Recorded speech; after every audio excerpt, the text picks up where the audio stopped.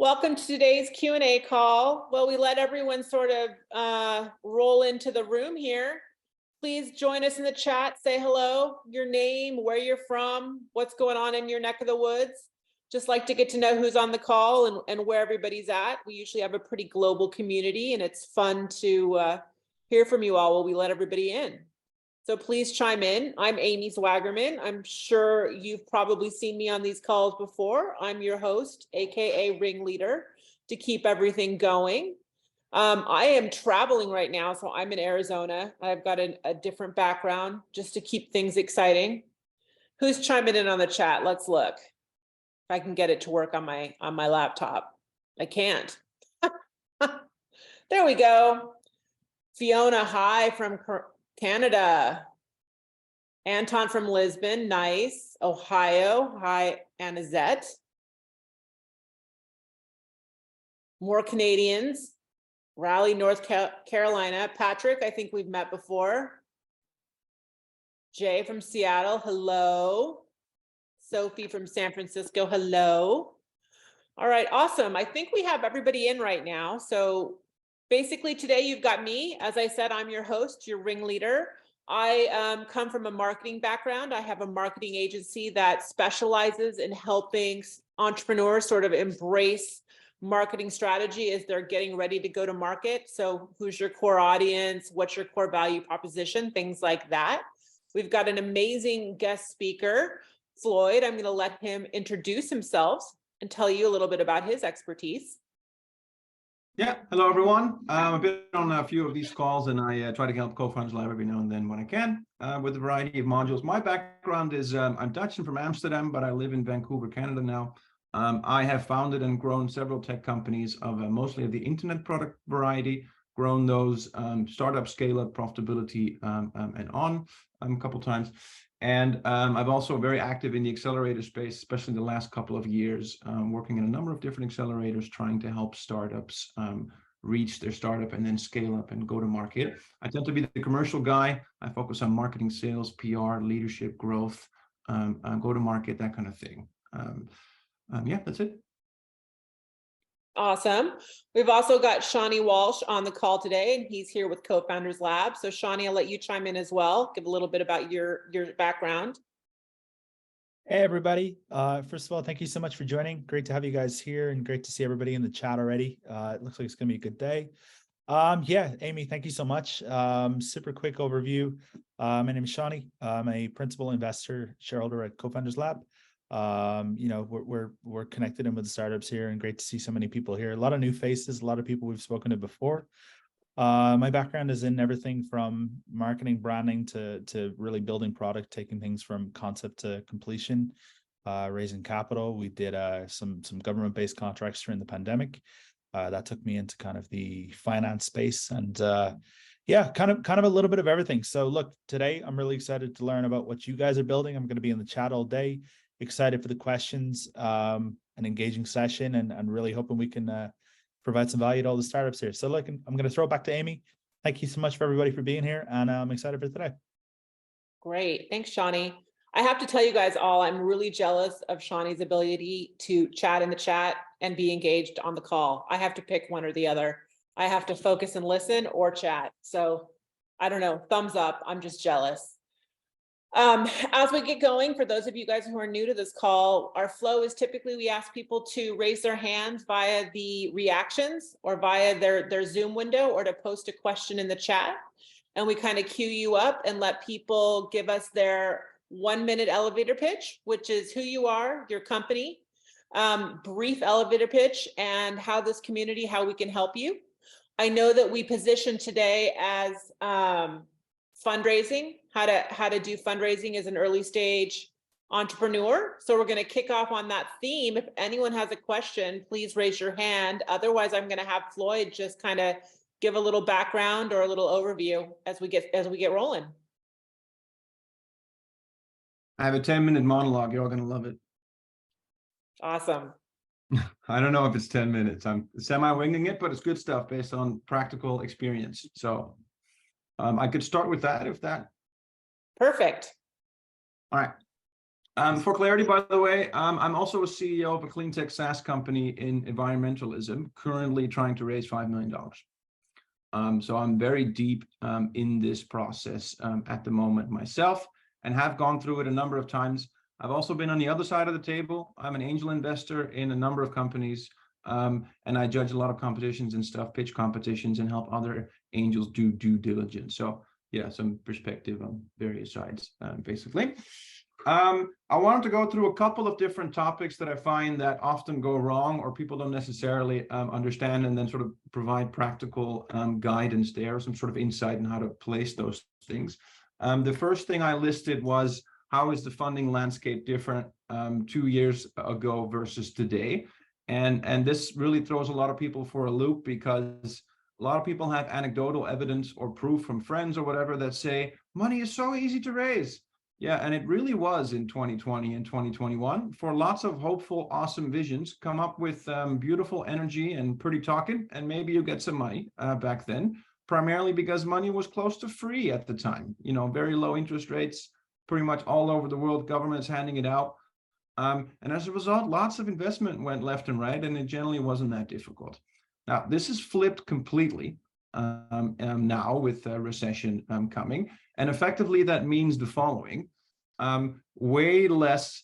So overall, the statistics are the amount of checks that get written by investors hasn't diminished that much, the amount of checks specifically. But the amount they do it for has diminished dramatically. And also, they do it not in earlier stages anymore. There's way less investing in earlier stage based on hope and prognosis. And the risk profile investors accept is way different, as in particularly the primary thing is they want to see a line to traction and have traction and proof of a coming pipeline. As you all know, most companies and most startups fail, 9 out of 10 do. And that's also sort of an element of how long you survive or what kind of milestones you reach, right? Like, 9 out of 10 fail. Most of those do so relatively quickly early on. So your propensity, the likelihood of whether or not you can make it to the next stage where you generate more revenue and perhaps become viable, it becomes the most important pitch point to suggest that this isn't a super risky investment. And for context there as well, generally speaking, an angel investor or an investor early stage looks at your value proposition, your pitch, what you're pitching, with the following lens. They're basically thinking, how likely is it 5 to 7 years from now, I get 10 times my money back? That's what they want to see. And then your pitch is basically designed to be like, not risky at all, because I have this line and that line and this likelihood and this is happening. And one of the key ones is your ability to make revenue in the next period and grow. That is a huge de-risking factor. And earlier, when money was free or close to free or easier to get, people were a lot less critical on those things, and more like, if it could be one day amazing and I'm sort of emotionally invested because it's awesome, sweet, let's do it, or at least more of that. Now it's later stage at lower valuations with way less appetite for risk, making it particularly difficult for people in early stage. The death of Silicon Valley Bank makes this worse. That's the primary conclusion coming out of that. There'll be even less earlier stage. So that is probably not fun to hear for most of you, but it's something to be aware of.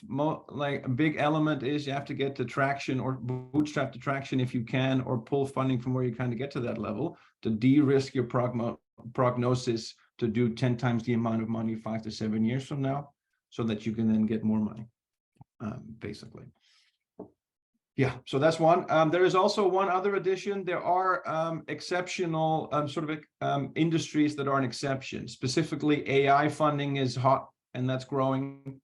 So you might be able to swing an exception there. And there's even articles that suggest if your company has an element of AI, highlight it a lot because it gets more attention, right? So you might be able to get funding based on that. And then also in the carbon and generally green space, it's still growing. Clean tech space, it's still growing as well.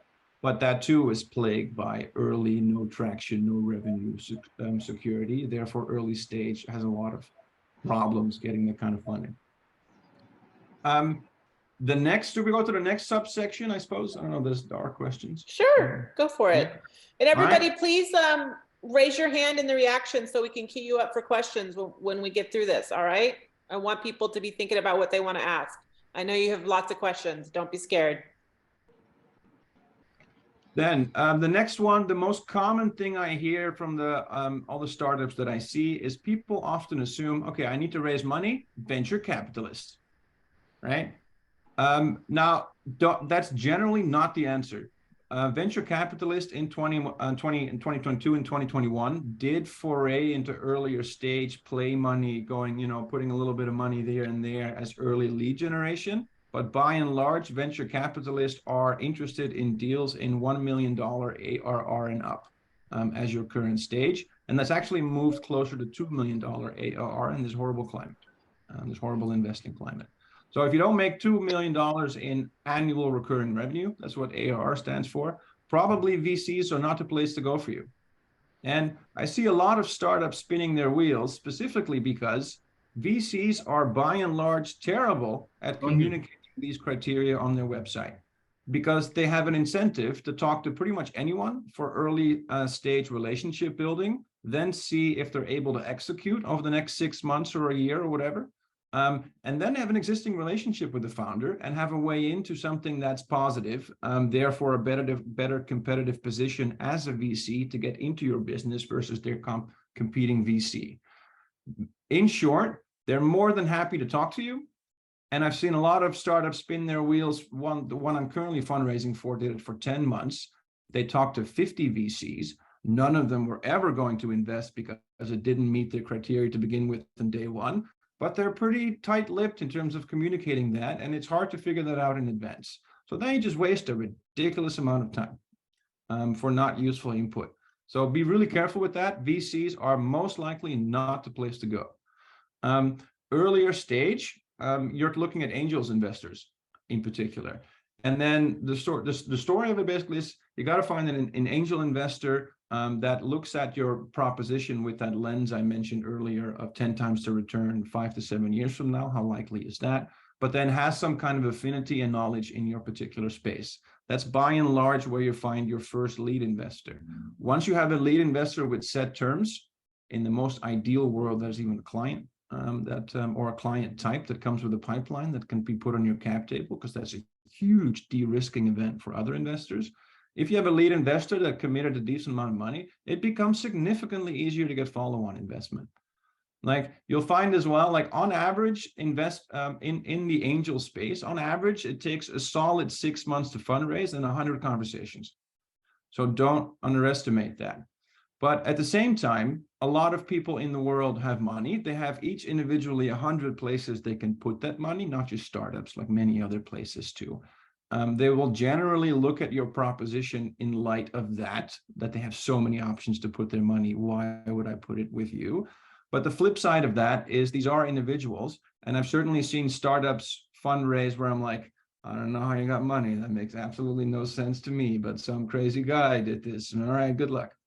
And my point with saying that is it's all in the end also who you know. And you might just find a person that is like, wow, I love this. I'm really into this. Like you're selling this. And I've been looking at that for 20 years, thinking it has potential. Let's rock and roll. So you might get lucky. And it's all about finding the right person as well. It's a bit of a balance between having a really strong proposition and finding the right person who really buys in. Then you get that lead investor and kind of go from there, basically. And that's a big search with many pitches. And the most practical tip I can give you there is this is a journey of the referral tree, and most people don't do that right. As in, if I go for earlier stage angel investing, I talk to people that I know that are maybe somewhat connected in the space or might find a relevant single lead investor, because that's what I'm looking for, that one lead investor that can be hopefully smart money and contribute to my company in other ways than just money, basically. And then ask for referrals. All the people I talk to, do you know someone I should talk to who is in this space? And I always ask that question, whether they say no or yes and want to invest or don't invest. I ask it immediately up front and I follow up, because particularly VC will be like, yeah, we know people. Yeah. And then they never email you these introductions. I follow up 10 times if I have to get those freaking introductions. Like a good entrepreneur is a dog with a bone. You annoy people to hell until they tell you to F off, basically. and then you know you've done a good job. Don't let go, right? So go down that route of referrals, and then have lots and lots of conversations until you finally landed, this is the right person. And then hopefully you get a lead investor out of it. With that lead investor, you set terms, and then you get other investors. And that's generally the process early stage for angels. Last quick note on it is there's also private equity investors. Those are for giant size. Don't need to look at those at all. They're giant. Yeah. Should we do some questions, or I have more sections? For sure.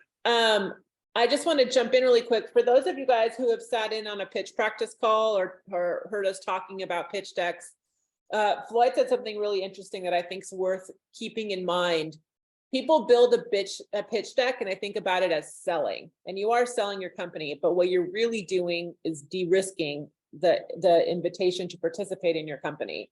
So if you think about each slide in your pitch deck as helping to communicate how you're de-risking an investment for someone, it gives you a slightly different perspective as to how you put together those pages. And I think it would be really helpful to keep in mind. So I liked that terminology for sure. He also gave you a really great roadmap for how to go about getting investment. So thank you, that was fantastic. Michael, maybe I'll add to that. Maybe I'll really briefly add to that, because a common thing I see going wrong as well is you have to keep in mind the primary thing you're combating in a pitch is attention span. And, you know, an investor looks at your presentation with that lens, right? How likely is it? And then particularly early stage, at least half that thesis of risk is an assessment of you. Are you smart? Can you execute? Are you focused appropriately? Do you take input? Things like that, right? And then the point, I'm sort of getting to an overall point here. A lot of people try to put a ridiculous amount of information in their pitch, but that gets lost because people have limited attention span. It's actually, the point of a pitch is not to convince someone to invest in you. The point of a pitch is to convince them that it's worth having a follow-up conversation, that you can then give them more information and hopefully then later get them to invest in your company. And keep in mind that that goal is different, and that's important because putting 20 points in the initial pitch will actually reduce the chance you get the follow-up conversation, because people get confused and forget the critical things. And maybe they're also like, everything you say in addition is an additional chance for them to be like, oh, I'm not sure if this person is smart or appropriately focused. And seeing as I have 500 other options I can put my money, I'll just back off now. So instead, if you focus on like 3 critical, valuable points that is like, interesting, I need to learn more, then maybe you have a better shot at getting the follow-up conversation. So focus in and be careful what you say and don't say. You're all trying to create that image of, I know what I'm talking about. I'm the right team who can do this. I'm smart and well-focused, and I take input. Awesome. Basically. Thank you. I was calling on Michael as we were doing that. Michael, you had your hand up, so it's all you. And then I've got a question in the chat from Jarrett that we'll hit up next. Okay. Can you hear me? I can. Okay. So what I was trying to figure out is, so I have a startup, maybe you remember, because I've been on here a couple of times, it's been a while, but BecauseWeChair.com, it's an e-commerce website, and I actually started before the pandemic, just selling work from home items like ergonomic chairs, adjustable height desks, solid monitor arms, that stuff. I was trying to market towards grad students who don't already have that when they start their program, unlike undergrad students usually. And then I sort of just pivoted kind of when COVID started, and got in with a few companies I've been selling to. We ship to a couple hundred customers now that are just like, you know, from large companies that get a stipend. A lot of them get, it's a hot item basically, since everyone's working from home. And we donate a percentage of the sales to raising money for events for orphanages. So the issue that I'm trying to have is it's like too much for me to take on, but I have a couple other people that have worked for me here and there, but I really need some help in the more, I have the more like startup and creative and, you know, interface kind of personality, but I don't know the side and the website development and all that stuff. And I just don't know how. I'm kind of at a crossroads of like how to get some support and how to compensate them. Because if I get a college student that, you know, I pay a cheap intern to do it, they might not stay for a long time. I also don't want to really give up that much equity. It's the beginning of it, and I feel like I have something going. In fact, it is going or getting sales. I just kind of need to help someone with the, market it and SEO and all that. And that So will you're be with me. for some marketing support. And so your options are, you kind of went through them, right? You've got interns / college graduates / entry level. You've got contractors. You've got people like me. There's lots of them inside the Co-Founders Lab Advisor Network, by the way, as I mentioned this. So I'm a fractional CMO. I would help you with building your marketing strategy and finding the resources. And then you've got all the way up to sort of a co-founder or an advisor, right? So you have all those options. And I think the answer really lies in where you want to go with that, right? For me, I always, yeah. Go Oh, ahead. sorry. I was just going to say, I want someone who will want to join and work with me, almost like a partner, but I'm just worried about giving up too much like equity, because I was the one who really kind of built this thing, and I don't want to, but I want to find a way just for someone to kind of stay with me and help me grow. I can't start paying someone 75 or 100,000 a year, or whatever, to help me. I could really chime in on that a little bit. Okay. So here's what I would think about. The good news is you've identified who you are in the business right now. And second to that, you've identified the blockers for yourself, right? That's number one. Now, what's important is you need to apply that same sort of mind, not to get like wishy-washy, but you need to apply that same mindset and approach to what you're trying to achieve here. Because right now, the blocker for you is like, oh, I don't know anything about SEO. I don't know about the marketing side. I don't know what I need out of that particular person, which is questionably why you're not finding that particular person to start off with, right? So number one, I would try and outline that. You can identify your strengths in the business straight away and say, here's what I do, here's what I'm capable of doing, and most importantly, here's what I enjoy doing. Here are the things that I need to solve.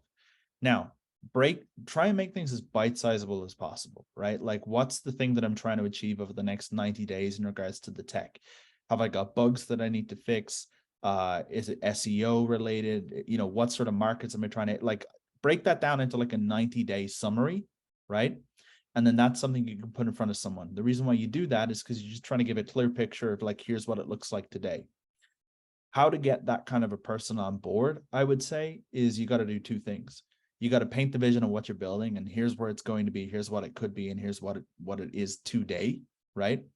So paint the vision of where it can go, and then ultimately where it is today. Where it is today shows your strengths as an entrepreneur, shows your energy that you're going to put into the business, and ultimately gives them comfort in coming to work with you on something, right? So they need to get sold on the vision of what this can be and where it will go, equally matched by being pragmatic and saying, here's how I'm going to get there, right? And then I would break down the task of saying, like, here's the commitment I need from you. When it comes down to things like equity and things like that, I would try to, there's things you can do, and Floyd, maybe you have thoughts on this as well, that you can incentivize equity and things like that as well, right? Like I would think about performance-based equity and even performance-based pay, maybe if you're looking more at contract level side of things first. I wouldn't get too precious about the equity in the business initially. There's arguments for both ways, but ultimately you're looking to get from where you are today to where you want to be. And you need to weigh up, like, what's that worth to you today? Like the way I always think of it like this, you've got three, I'm going to drop a graphic in the chat as well. You've got three lines in a chart, right? In the middle, it's like, here's the vision. Here's what I want to build. That stays in the middle at all times, right? On the left of that is, here's what I need. Here's what I need, right? Here's what I need done to get me to where I want to go. On the right-hand side is, here's what it costs me, okay? And you're trying to join everything up into the middle. Is what it costs me worth what I require to get where I need? I'm not being very clear on that, but I hope that makes sense. It's easier with a graphic. I'll put it up for you. But I would weigh up all options and then make the decision based on that. Does that make sense? Yeah, no, I think that's good. I think I just need to decide whether it's, like you said, the person I'm looking for is like a temporary contractor, or it's going to be someone who's going to want to work with me, calling late at night when we need to, and just figuring things out and invested themselves. Yes. very The, much. the Yeah. one, the one thing I want to add is, and this comes up a lot on these calls, like the idea of finding a co-founder or a partner who's going to be equally invested and willing to just throw in sweat equity, right?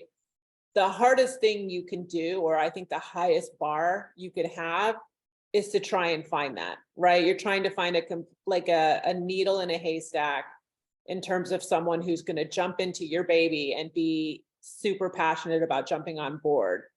To that end, my advice is always to start with, projects, conversations, things like that before you bring someone into that level of connection in your business, because you just don't want someone coming in that's going to take you off track. So just to keep that in mind. I also always pitch strength finders, which is the concept of here's what I'm really strong on, here's what I'm weak on. And I need to find myself someone who's strong where I'm weak and weak where I'm strong, because you're going to work together really well and balance each other out. And I think you've already started down that path, Michael. So I think you have a good idea of where you're going. And then it's just a matter of finding the right fit in that suite.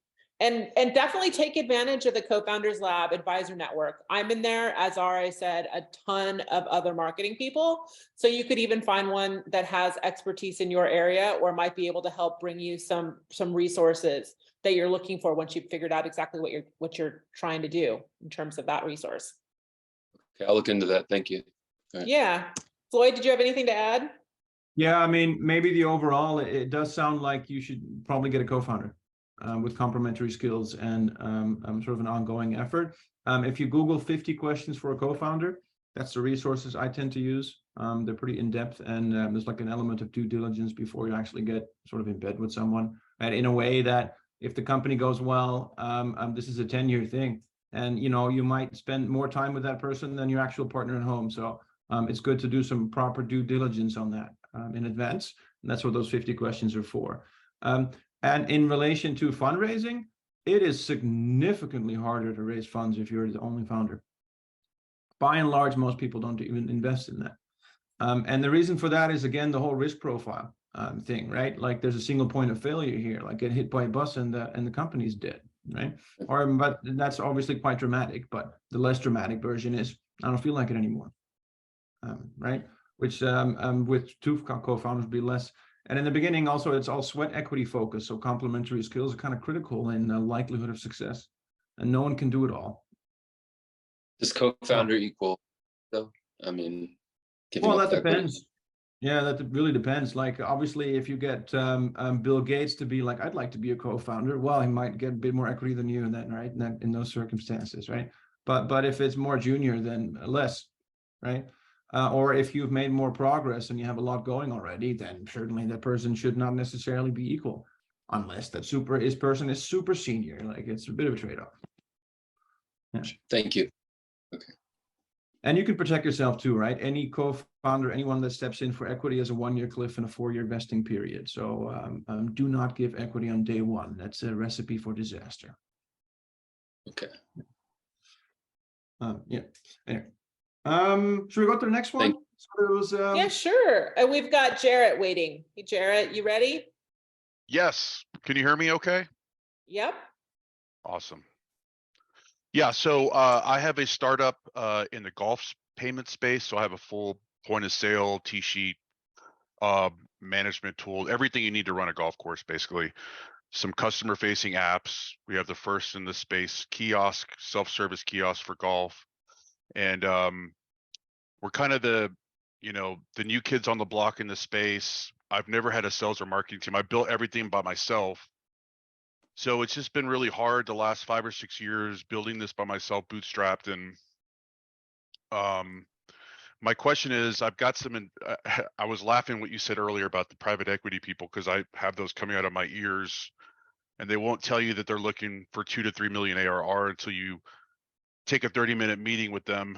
But I do have some really cool opportunity right now. In fact, the meeting's holding for me with a potential investor, and I was thinking seed, but we're only at 300,000 ARR. They're not liking. I don't think the vibe I'm getting is they're not really appreciating my $10 to $13 million valuation that I have in my head. So you bringing up angel round instead of seed round kind of got my wheels spinning. Maybe I should take a different tact with this deal, maybe go more of angel-y instead of more seedy. And so I just wanted to know kind of what you think from the paradigm of the founder. What's realistic for me to expect from both an angel or seed round at this potential ARR? Right. So for clarity, like by and large, pre-seed and seed is both angels rounds. VCs may foray a little bit into seed, but not right now. By and large. Yeah. But angels also cover seed, right? And then how you name it, I don't know. It's more of a definition question. Okay. And semantics than anything really.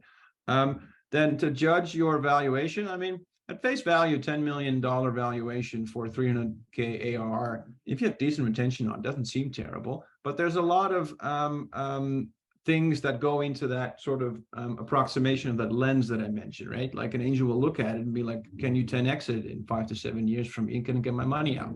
That's the criteria, and there's a lot more elements to that. Like maybe you're in a small market, or maybe you can substantiate that you can grow a lot beyond the 300K. That would all seriously depress your valuation as well as the risk perception of such an investor. So I can't fully judge based on just those data points how reasonable your raise is, right? That being said, you can sort of get that feedback, right?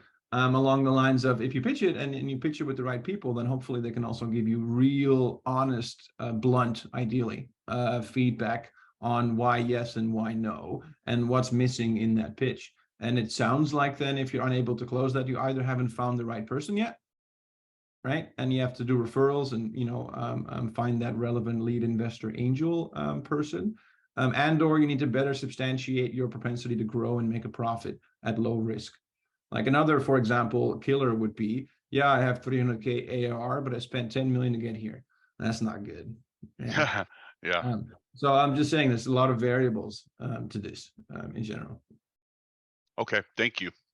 Yeah, and Sharon, I just want to add, so Floyd is in the advisor network, and if you were able to grab him and get on his calendar and share your pitch deck, he could probably help you out in more detail.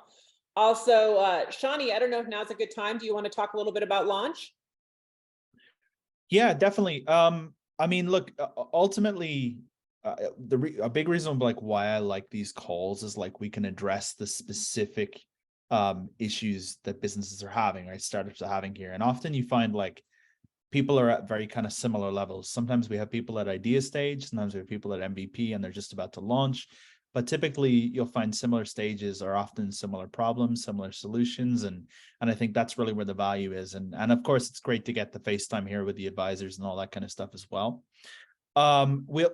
I'll get Catherine to kind of drop some links in here, but if you guys do want to take this a little bit further, we have developed a program called Launch, which is basically kind of an extension of what we're looking at here.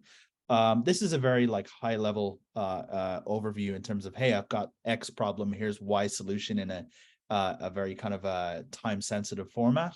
But ultimately Launch is a program dedicated to not only giving you the right advice at the right time, but ensuring that you action upon it and kind of move forward with your business. So look, you can get 30 days free if you choose to join. We'll have calls like this. You get a quarterly business review with an advisor where we will sit down with the goals of your business and say, right, here's where we are today. Here's where we're getting each quarter to ensure that you're moving forward. You're getting exclusive access to the mentors in the group. As of this morning, because I know there's a few launch members here as well, we've just actually launched the Launch private group on CoFoundersLab.com. So excited to see you guys in there later today. So yeah, as I say, we're going to be throwing resources at you, advisors at you, all the things you need, all the tools and tips you need to take your business forward. And then, as I say, targeting your specific issues to really get you to where you want to be in 2023. So excited to be here as always, and let's chop it up in the chat. Any questions regarding Launch, I'm happy to answer, and hopefully we see you guys there. As I say, 30 days free. It's worth the jump in, see if it's for you. And yeah, Amy, I'm gonna throw it back to you. Awesome. And then Jared, the last thing I was going to mention is the third call, like the third week of every month, this call is a pitch practice call. So it's always a good one to sit in on and or submit yourself to potentially be the pitcher and get feedback from real advisors and investors on your pitch. So it's a no risk pitch opportunity. All right, Mark, you've been waiting patiently. You are up. Thanks, Amy. Thanks, Shawnee. Thanks, Floyd. Appreciate your input on these things. I live in Austin, Texas, and we have a pretty exciting startup community here. And for me, my interest is trying to join up with a founder, to be a co-founder, and get some equity and be a part of something that I can really throw myself into. And my background's in finance and operations. And so what I've been doing is going out to these different events, and there's lots of fundraising events where I'm meeting different founders and talking to them. And most of the opportunities I'm getting are sort of part-time 1099 contracts to do financial modeling or do, budgeting and forecasting and that kind of stuff. And it's good because I'm getting to meet some of them, but they don't typically want to give any equity, and they don't really want a co-founder situation. And so I guess my question is, with all the forums that there are for raising funds for these startups, are there any forums that you're aware of where founders and co-founders can come together and meet, and you can make those connections? Because that's really what I'm looking for, but I just haven't found that forum here. So I'm going to throw that one to Shawnee because he opened up his mic. But I will say too, that the first week of every month, we do a networking call and people are constantly connecting there. So that's a good option to try out, as well as Shawnee, you are up. Yeah, I was going to say I'm super happy for this. So just a little bit of context. I work on the project managing side of developing CoFoundersLab.com. And questions like this is exactly what keeps me motivated because that's exactly the thing I want to build, right? So first of all, I really want to find you that person. So please email me afterwards. I'm gonna drop a link in the comment box. Yeah, look, I think the internet as a whole is it's a lot of noise, it's a lot of saturation, and what it comes down to is making it as personable as possible, right? Like, have you identified the areas specifically, even based on your experience of things you've done on the contract basis so far, areas that you like to work, specific niche, all that kind of stuff? And I would really cater all of your actions around that. So for instance, if you like the blockchain space, I would spend an awful lot more time in those communities. I know this is very like base level side of things, but I would really start there and then work backwards from like the kind of qualities you want to find within a co-founder. You're in like a unique position here where you're saying, I'm more interested in joining a business than, hey, I've got this new idea and whatever it may be. So you're really kind of just putting value out there and saying, look, I'm here to help someone. I actually think there's probably somebody on this call that would be excited to speak with you. And that's, again, feel free to drop your Co-Founders Labs links in the comment box and all that kind of stuff. Definitely would be good to connect up with Mark. Mark, maybe, you know what I'm going to do right now? I'm just going to kind of throw it to you on the floor. Give me kind of the 10,000 foot overview on your expertise, and then also like things that interest you right now, specifically how you'd like to help a business and how you feel you can help a business. Okay, well, like I said, I mean, for me, I'm more in the finance and operations side, and that's where my experience is. I've been working with some companies that are in the software space, SaaS type companies, and that's been really new and exciting for me. So I'm really kind of excited to get involved in it. My background's mainly in healthcare, but when you combine healthcare with SaaS products and just the scalability of it, it's pretty exciting. So that's one of the things that I've been trying to target.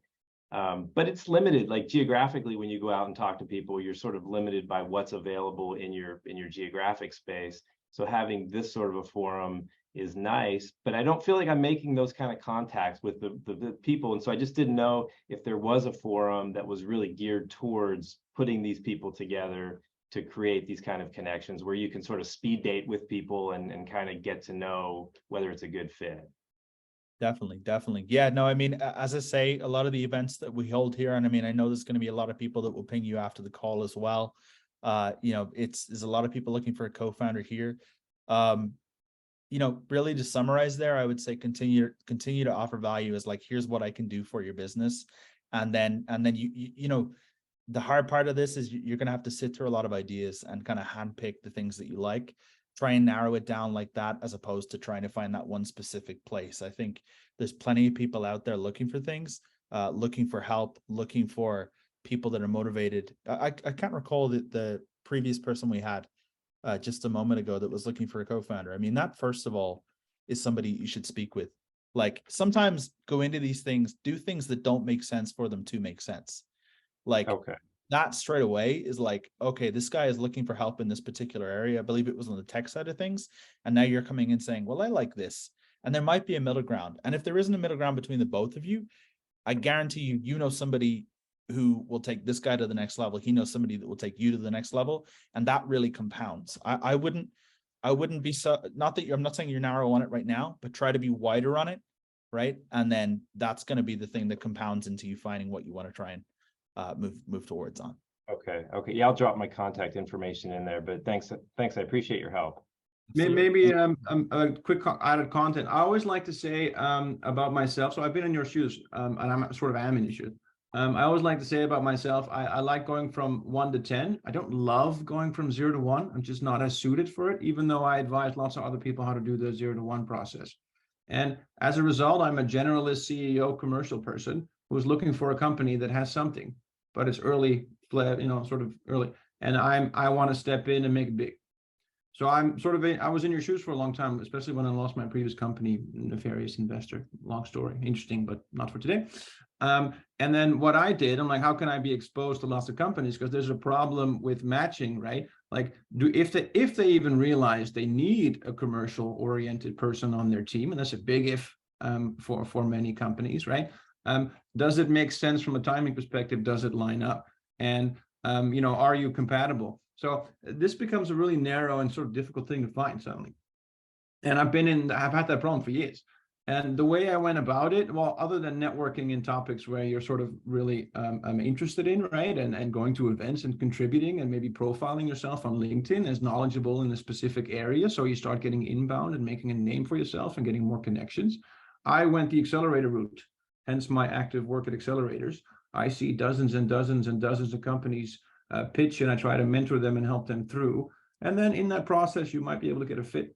That's how I got my current one as well. Particularly in the CFO space, though, I know many of them are doing, setting themselves up as consultant, part-time, sort of semi-outsourced CFO type work for early stage companies, be that through a company or on your own. And CFOs find work commonly that way on a more permanent basis. Great, thanks. Yeah, and Mark, I've been in your shoes as well, and I'll just add my marketing spin on it. What you're going through right now is basically your market research, right? Be on as many calls, talk to as many people, get as much feedback, nail your niche, and then you'll know, where you can connect with that audience. I will tell you that I've come across a ton of health SaaS companies on this call. So it may not just be that they're not on this one in particular. And if that's your niche, there's also trade organizations and there's other ways to connect in with them. So look at this more as every call you do, you're getting more intel and you're getting closer to nailing that market fit and where you want to be. I promise it'll come together. Thanks, Amy. All right, Jason, you've been waiting. You're up. Thanks, Amy. So I have a tech startup called All Things, and it's in the no code or the low code space. Just as I can put it in startup context. In these calls, I often hear startups say, we're going to pay developers to build these applications. It's going to take this amount of time, this much money. When oftentimes all you really need to do is write out what you want to do. Well, we take that, what you want to do, and literally convert it into an application in minutes. So that's the idea of the low code, no code space. I had built an MVP a while back, and then as the market changed, I realized I had to scrub everything and start over. So this kind of goes maybe toward what Shawnee was saying. I wanted to see what your ideas were as far as strategy goes. I'm able to bootstrap building out the MVP, but for something like this, it needs to be done right. So I'm not sure whether I need to start on traction. I'd had a couple of co-founders that just weren't committed, so I kind of stepped aside from that for now. But I want to get your general idea. What do you think should be the next steps in the next few weeks or few months as far as focus goes? So Shawnee, I saw your mic was off. Did you have a thought here? You want me to jump in and then throw to you guys? You know what? Maybe just give me kind of more clarity in terms of, I just missed the start of that. Some of the sound was just cutting off for me. What was the general, I got the end of it on the focus. What was just give me a quick overview on that business. The business is a tech startup. Its purpose is to allow non-technical people to build applications quickly. So yeah, Context with Startups is write out what you want to do. It can actually, with AI, translate that into an application in minutes. Wow, very cool. Okay, Yeah. so first of all, I think there's a bunch of people here that would find that useful as a product. So definitely feel free to drop it below. Did you say what stage were you at with build? Right now, pre-MVP. I had to redo the MVP because the market space is changing quite a bit, and to be competitive, I had to adapt. What's fun with this application is it writes itself. So I have to kind of build up the rules so it can actually be as fast changing as the products it builds. So it allows us to be ahead of the competition, but it takes a lot of work to get it there. So that's why I'm still pre-MVP. Got it. So here's what's tricky about your position and finding people to work with. You really want to find, and I can tell you, like, you're passionate about it. Like, it's going to be like finding people that hold that passion for it as well, and that are like as into it as possible. As with anything in business, when you find a co-founder or somebody to work with, they're never going to be 100% as in on things unless they're like your direct co-founder from day one, right? And the tricky part about this is when you go into a space like AI, obviously it's sort of like this blue ocean opportunity that's amazing, it's fun, it's cool, but there's so many questions to be answered there as a founder, as building your product day one, that you want to spend all your time there and not answering the questions of your prospective co-founder or prospective team or whatever it may be, right? So as you're outlining the parameters of your the application itself, like, try to take that approach to your team as you scale up as well. Here are the parameters of what the business requires today, and here's what I need on board, whether that's somebody in tech, whether that's somebody in marketing, so that everybody is as aligned as where you want to go and what you're trying to build, right? That's on the team side of things. In terms of just driving things forward as a whole, I would think, okay, it's cool that you're reiterating to move with market speed. That's awesome. But I would pick up, like, done is better than perfect sometimes, right? And honestly, I would put it out there to a few people and start to get feedback based upon that as well.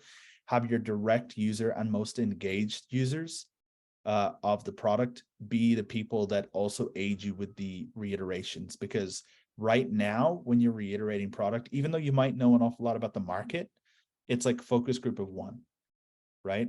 Whereas if you have kind of a, however many users that are your foundation for building this, it's just going to help that little bit more, and it's going to ease time away from you, because you don't have to spend hours and hours and hours on this tool trying to decide what it needs next. By the way, this is exactly what I do with CoFoundersLab. I work with 10 to 15 people. I'm like, hey, what do you want to see? And how can I help? And like, throw all the bugs at me, because I just want it so I can build the best user experience possible.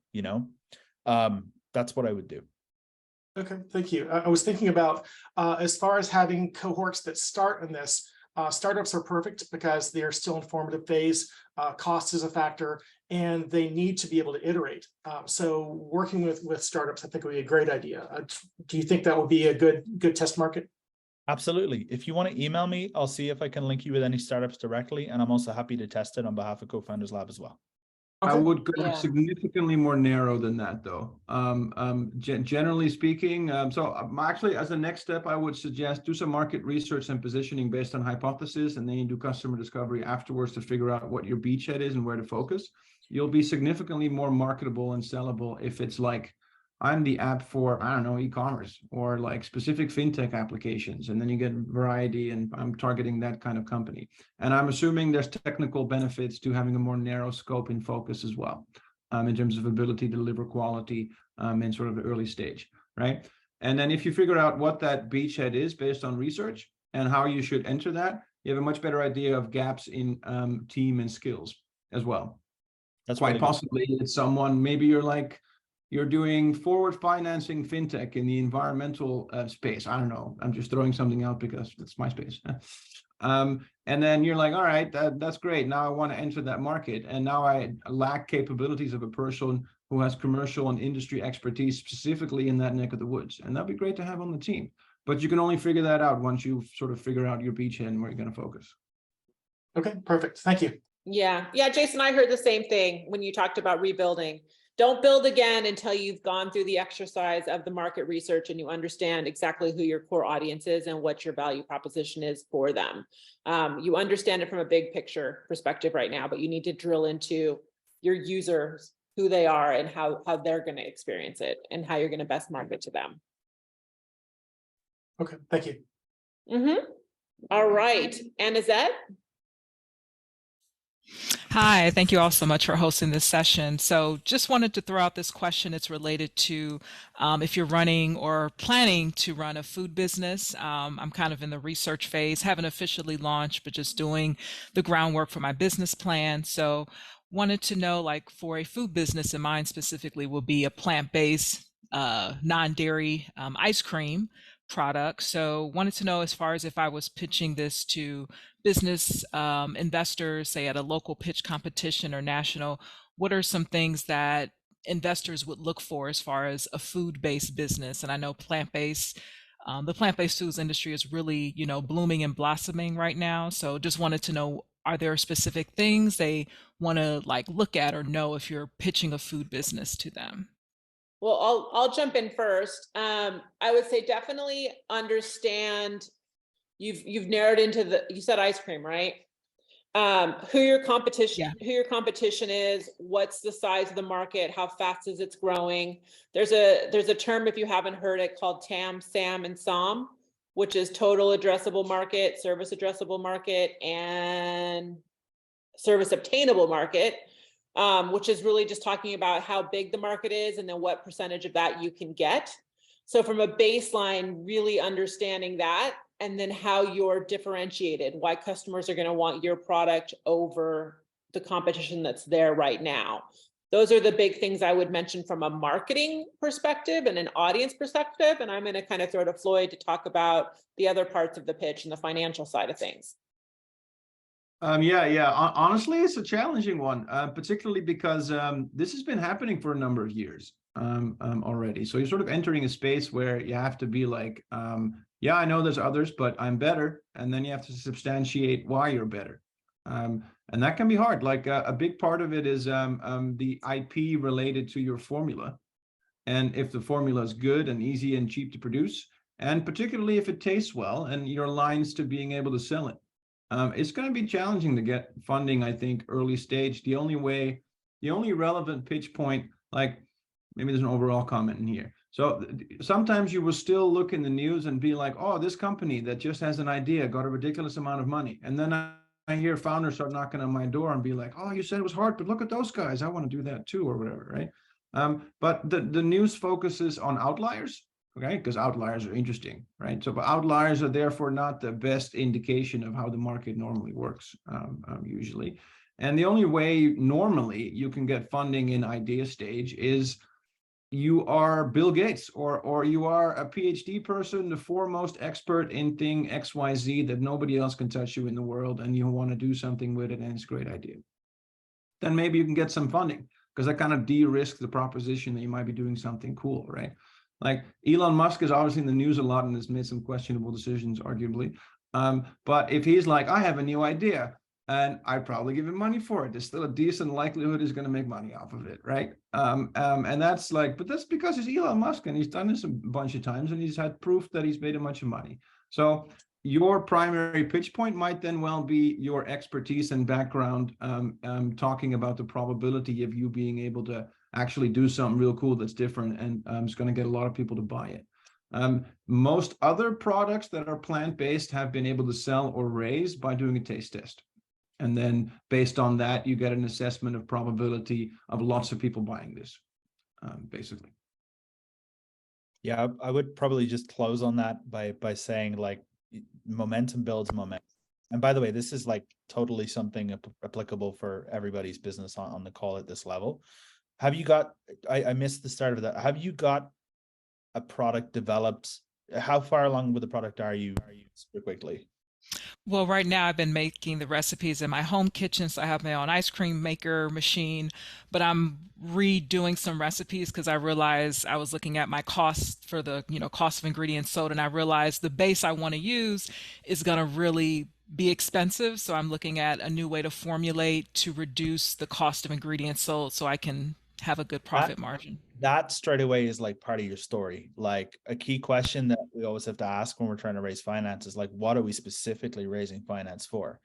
Nobody in the world, unless you're Elon Musk, raises finance for some, okay, this is a cool idea, let's try it, right? So I would like paint the story of like, okay, here's what you need the finance for. I'm currently doing this. I've looked at my cost, and then this is the reason for the finance, and it tells the story to your investor, right? I would like work with what you can, like control what you can control. Don't worry about what you can't control. Work with what you've got right now and try to scale that as much as you can to show momentum to prospective investors. Like right now, the question can you do a family and friends round based on the momentum that you're building? Right? That's something to consider. And then based on that, could you bring family and friends in that gets you from perhaps not A to B, but gets you from A.5 to B? That gets you your investment that takes you where you want to go. I would try like break it down as much as you possibly can and try to think about, okay, how can I progress at this stage? All you have to think about is how can I progress, however minimal, because you can tell the story to your prospective investor in the end that, takes you to scale beyond, larger again, I would say. I hope that makes sense.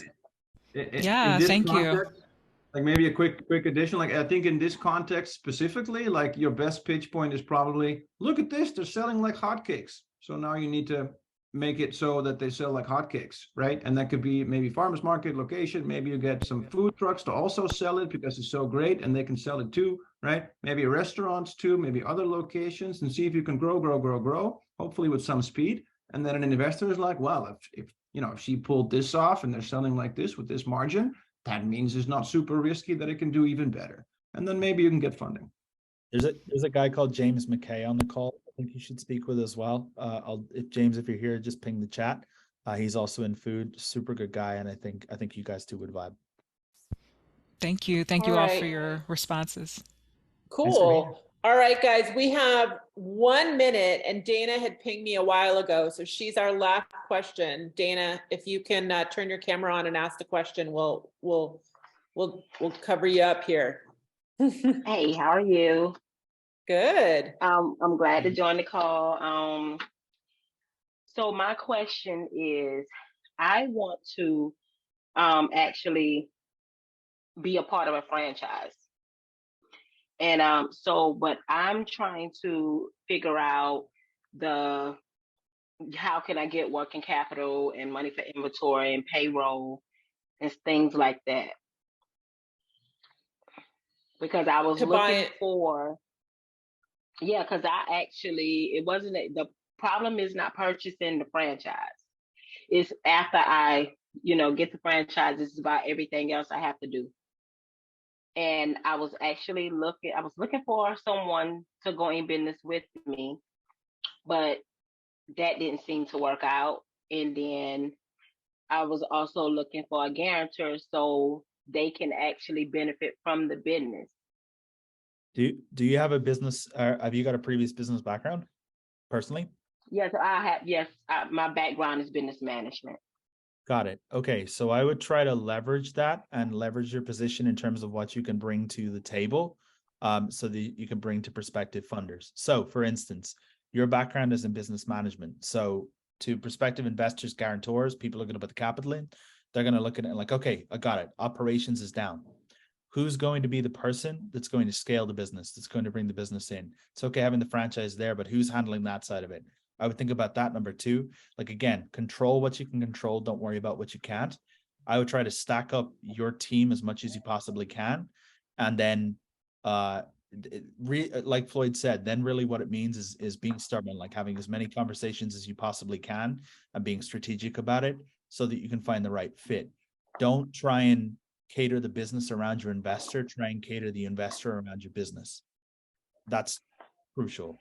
So I shore up what you can with what you have, And then it really comes down to networking, finding the right people. It might not be one person, by the way, it may be multiple, but you have to think strategic about that. And that's a longer kind of thought process. But again, outline what you've got today, how that contributes to the business, give me a solid plan, and then find the right person with the right capital. Smart capital is important. Okay. Floyd, did you have anything to add? Not really. Maybe other than I don't love franchises personally. I always feel like you have to pay them a ridiculous amount of money, and what do they give you in return that you can't do yourself? I don't know. De-risk it a little bit, maybe marketing equity, brand equity, but that's it.